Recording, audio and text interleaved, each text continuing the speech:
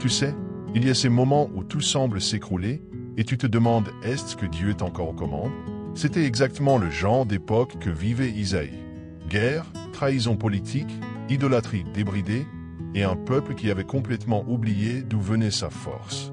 Au cœur de ce chaos, Dieu a levé un homme ordinaire pour porter un message difficile, oui. Le jugement allait venir, mais la rédemption aussi. Le prophète Isaïe n'était pas seulement le messager de la fin, il annonçait aussi de nouveaux commencements. Là où beaucoup ne voyaient que ruine et désespoir, lui discernait un avenir d'espérance, un reste fidèle et un Messie promis. Et tu sais ce qui est encore plus incroyable?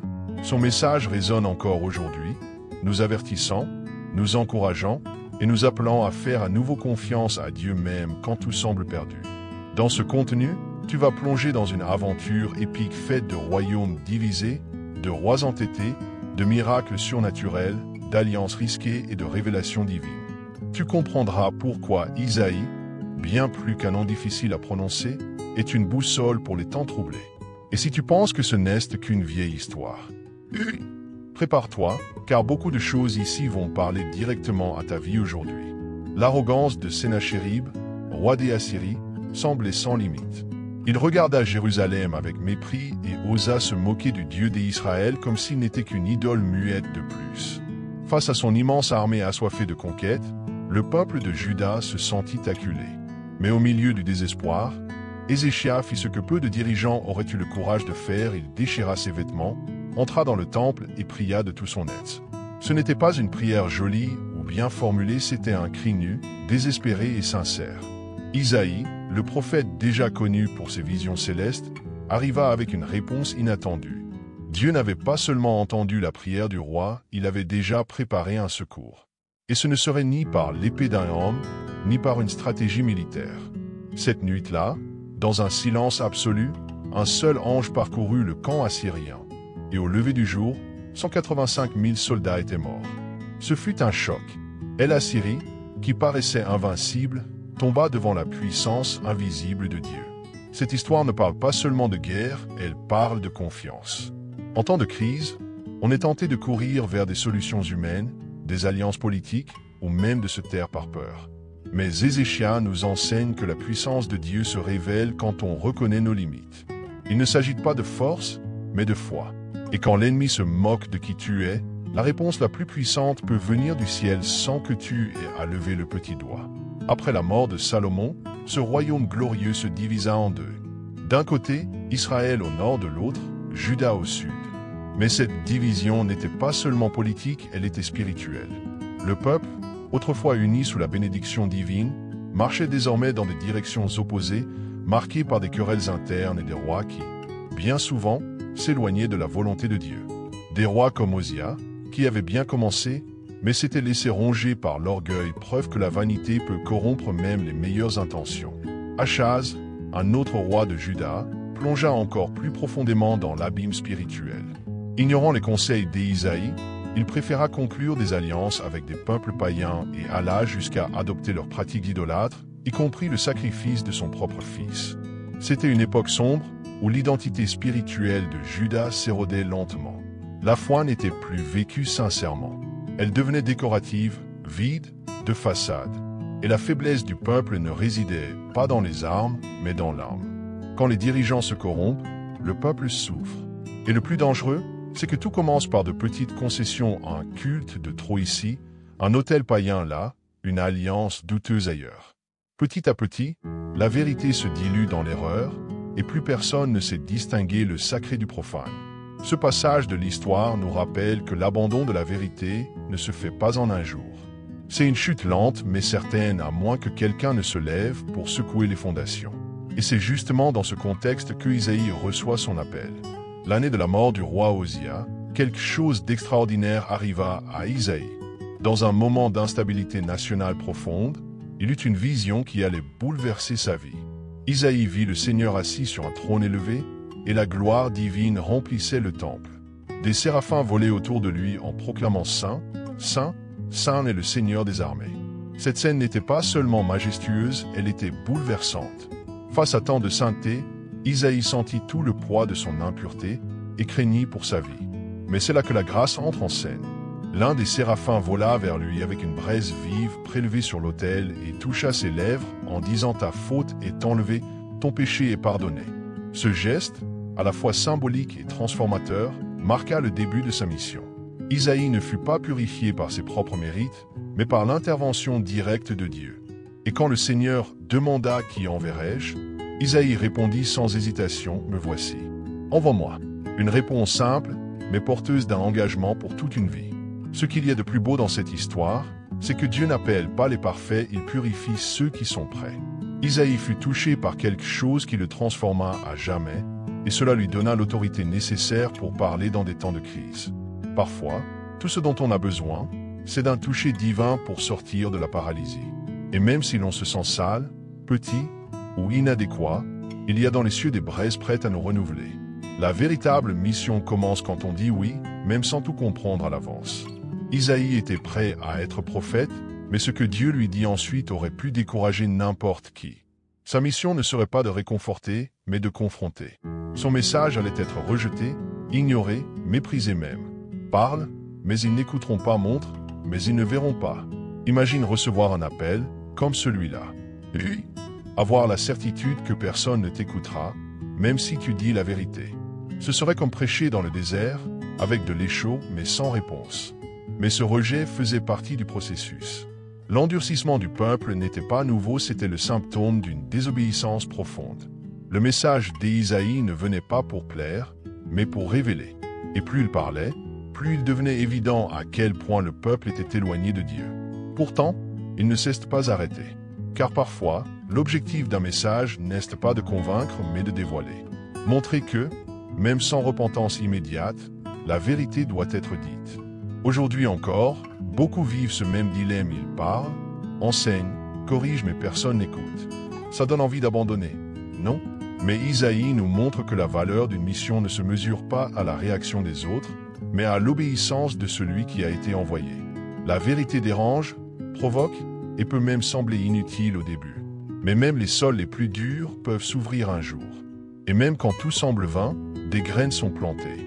Et c'est justement le point suivant. Au milieu de tous ces messages sévères, Isaïe reçut une révélation qui brilla comme une lumière dans la nuit même après le jugement.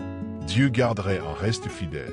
C'était comme une racine cachée dans une terre sèche, attendant la bonne pluie pour refleurir. Ce petit groupe, mais sincère, serait comme une semence sainte, une garantie que l'alliance de Dieu avec son peuple ne serait pas rompue.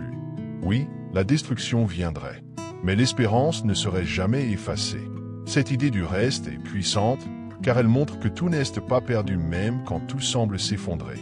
Dieu garde toujours un peuple qui ne plie pas le genou devant l'idolâtrie, qui reste ferme dans la foi, même quand la majorité va dans l'autre sens. Isaïe y vit une promesse du chaos naîtrait quelque chose de nouveau. Une génération restaurée, renouvelée, prête à vivre selon les principes éternels. Et le plus beau, c'est que cette espérance ne venait pas de statistiques mais de la fidélité de Dieu. Peut-être fais-tu partie de cette minorité qui croit encore, même en temps de confusion et de relativisme. Si c'est le cas, sache que tu es en bonne compagnie. Dieu n'a jamais eu besoin de la majorité pour agir. Il travaille avec les fidèles, pas avec les populaires. Et chaque fois que le monde semble trop obscur, il nous rappelle qu'il y a encore des racines vivantes dans le sol, attendant le bon moment, le bon toucher, la bonne pluie. Et quand ce moment viendra, personne ne pourra empêcher l'éclosion. Le règne d'Éachaz fut l'un des plus sombres de l'histoire de Juda. Au lieu de se confier dans le Dieu de ses ancêtres, il s'enfonça dans des pratiques païennes. Il alla jusqu'à sacrifier son propre fils dans des rituels idolâtres, un acte impensable même pour les rois les plus rebelles. Isaïe l'avertit maintes fois, essayant de le ramener dans le droit chemin, mais Achaz s'obstina à suivre ses propres plans, lesquels incluaient des alliances politiques avec des nations ennemies. Il préférait la sécurité humaine à la protection divine. En cherchant l'aide de El-Assyrie, Achaz fit de Juda un vassal de l'Empire. Pour flatter ses nouveaux alliés, il fit construire un autel païen inspiré de celui vu à Damas et l'installa dans le temple même de Dieu. C'était comme s'il déclarait « Je fais plus confiance à ces dieux étrangers qu'au Dieu d'Israël ». Ce geste fut une gifle pour la foi qui avait soutenu son peuple pendant des générations. Et le pire, une grande partie de la nation suivit son exemple, sombrant elle aussi dans l'apostasie. Ce passage de l'histoire est un avertissement puissant quand les dirigeants s'éloignent de Dieu, Ils entraînent beaucoup de monde avec eux. Et cela vaut aussi pour aujourd'hui. Parfois, la pression extérieure est si forte qu'on se dit peut-être que ça vaut le coup de faire quelques compromis. Mais Achaz nous montre le prix de ses choix des alliances fragiles, une foi corrompue et un peuple en ruine. Heureusement, au milieu de tout cela, Dieu préparait déjà quelqu'un de très différent. Et c'est là qu'entre Ézéchias.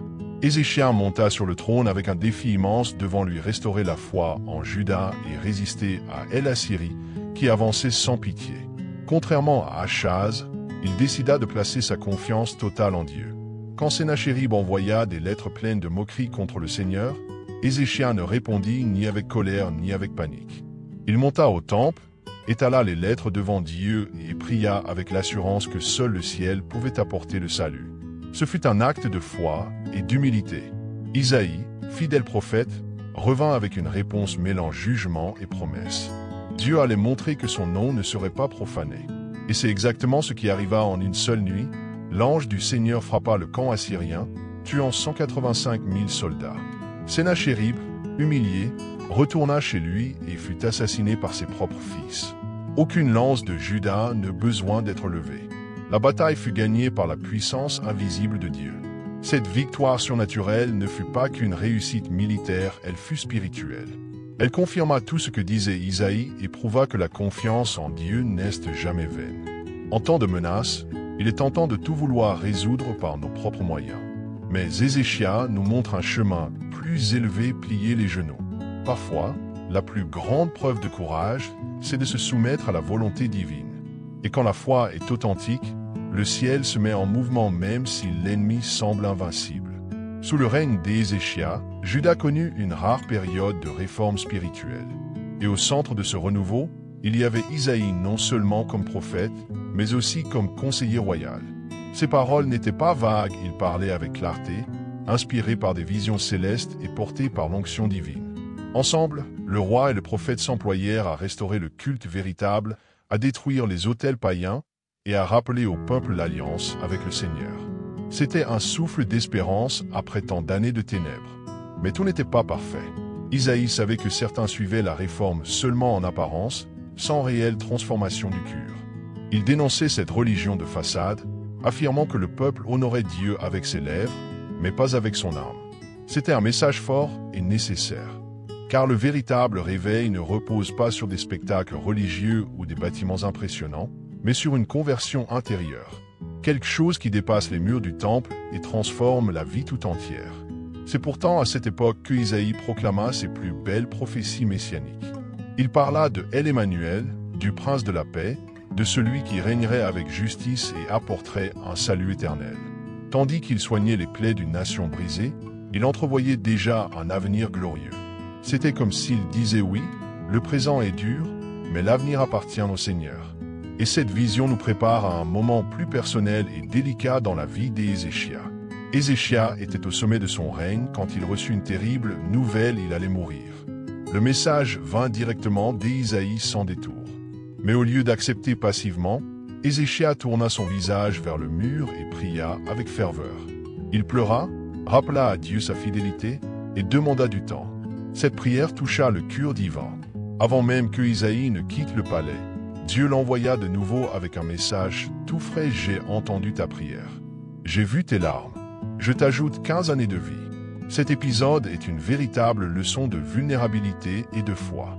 Bien qu'il fût un roi juste, Ézéchias comprit que la vie appartient à Dieu et qu'aucune position ne remplace la prière sincère. Le miracle ne fut pas seulement spirituel, il inclut aussi une action concrète. Isaïe demanda qu'on applique une compresse de figue sur la plaie. Foi et action, main dans la main. Un détail qui nous rappelle que, parfois, la réponse divine passe aussi par des moyens simples, naturels mais qui demandent humilité et obéissance. Et pour confirmer ce miracle, Dieu fit quelque chose d'extraordinaire, il fit reculer l'ombre du cadran solaire de 10 degrés. Un signe impossible à falsifier. Comme si le temps lui-même avait été réécrit pour prouver que, lorsque le ciel intervient, même les lois de la nature s'inclinent. Ce miracle n'était pas seulement pour Ézéchias, c'était un témoignage public. Une démonstration claire que ceux qui font confiance à Dieu peuvent s'attendre à l'impossible. Mais juste après cette victoire personnelle, Ézéchias dut affronter un autre ennemi plus discret, l'orgueil. Peu après sa guérison, Ézéchias reçut une délégation venue de Babylone. Au début, cela semblait être une simple visite diplomatique, des félicitations pour sa rémission. Mais, peut-être poussé par l'orgueil ou le désir d'impressionner, Ézéchias leur montra tous ses trésors, ses armes, les réserves du palais et du temple. Il ouvrit son cœur mais aux mauvaises personnes, au mauvais moment. Isaïe revint, grave, direct, et posa une question percutante qu'ont vu ces hommes. Lorsqu'Ézéchias répondit qu'il leur avait tout montré, Isaïe ne mâcha pas ses mots. Il prophétisa qu'un jour, toute cette richesse serait emportée à Babylone avec les fils de Juda, qui deviendraient serviteurs dans le palais d'un roi étranger. Ce fut un choc. Le même homme qui avait pleuré pour vivre se laissa piéger par l'excès de confiance. Ce moment révèle une facette profondément humaine après de grandes victoires. Il est facile de baisser la garde et d'oublier d'où vient la victoire. Cette erreur d'Ézéchias est un avertissement silencieux. Tous les compliments ne sont pas innocents, toutes les alliances ne sont pas sûres. Parfois, la véritable épreuve du caractère vient après la bénédiction.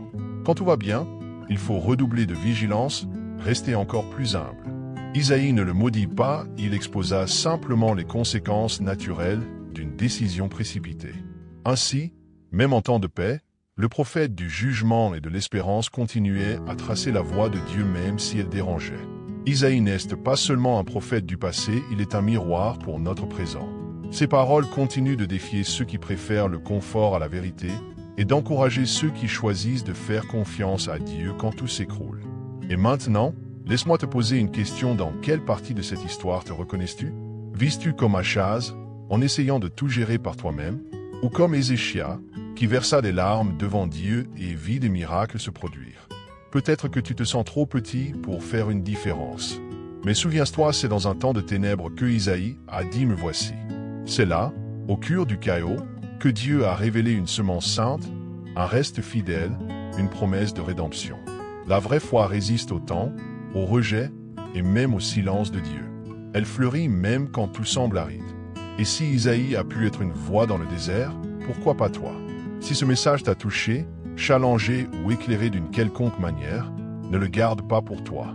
Partage-le avec quelqu'un qui a aussi besoin d'entendre ça. Abonne-toi à la chaîne, active la cloche et rejoins-nous pour plonger dans d'autres histoires qui transforment. Car la parole est toujours vivante et elle a encore beaucoup à dire.